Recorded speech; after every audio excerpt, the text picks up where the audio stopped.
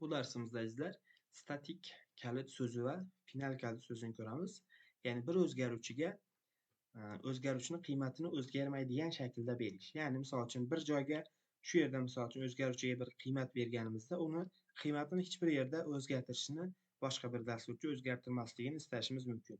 Qanday vaziyatlarda? Misol uchun aytaylik, bir parol bor deylik, sistemaga kiriladigan parol yoki bizni database'imizga kiradigan parol bo'lsin. U parolni misol uchun hech kim o'zgartirmasin. Ya'ni bir dona parol bor, ya'ni o'zgarmaydi u parol. Ya'ni boshqa dasturchilar u parolni o'zgartirishni istamasligimiz mumkin. Yoki o'zimiz kodlar orasida xatolik bilan o'zgartirishni istamaganimizda biz statik va final kalit so'zini foydalangan holatda buni o'zgarmas qiymat holatiga keltirishimiz mumkin. Misol uchun statik ham, final ham o'zgarmas holatga keltiradi. Bizni o'zgaruvchimizni, lekin orasida birozchlik farqi bor. Ikkalasi ham o'zgarmas qiymat berishga yordam beradi va orasida kichkinagina bir farq bor. U farqni ko'radigan bo'lsak, misol uchun keldik shu yerga. Bizni o'zgaruvchimiz statik dedik. Misol uchun bu yerga statik yozdim. Statik yozib, ismga qiymatini shu yerda to'g'ridan to'g'ri berdim deylik. Misol uchun Davronbek sifatida berdim. Saqladim va bu yerga keldim. Bu normal statik dedim, o'zgarmaydigan qiymat dedim. Shu yerga kelib, shuni o'chirib tashlayman statik metodimizni hozir. O'quvchini obyektini tayinlayman. O'quvchilar, o'quvchi, new o'quvchilar misol uchun. Obyektini tayinladim. Obyekt ochildi. Shu yerga o'quvchi ismni chaqiraman, qarang. Qarang, ism kelmadi bu yerga. Normalda agar shu statik bo'lmaganda kelar edi. Shu statik agar yo'q bo'lganda, shu shaklda bo'lganda misol uchun qo'yib qilsam keladi. Nega kelmadi?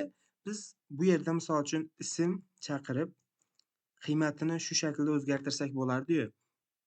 Buni misol uchun Mustafoga o'zgartirib bu yerda Mustafoga o'zgartirsam bo'lardi. Shu shaklda u yerdagi o'zgaruvchini, ya'ni sinf ichkarisidagi o'zgaruvchini ismini o'zgartirardik, eslasalaring. Buni qilmasligimiz uchun u yerga aslida ism kelmadi. Misol uchun shuni statikka o'zgartiraman qaytadan.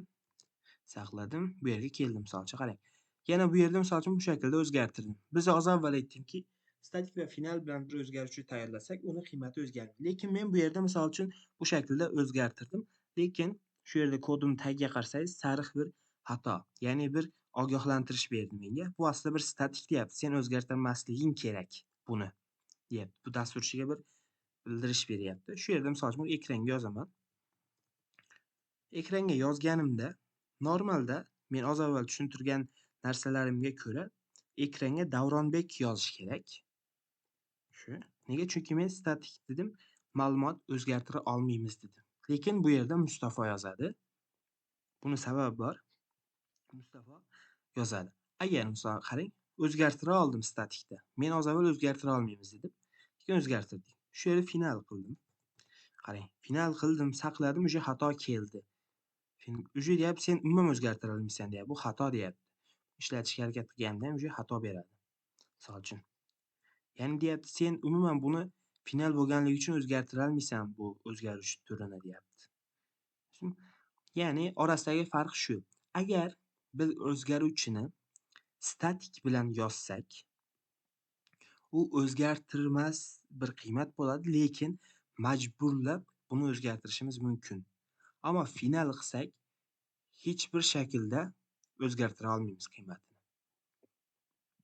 Ya'ni final bilan yaratilgan bir o'zgaruvchining qiymati hech bir shaklda o'zgarmaydi.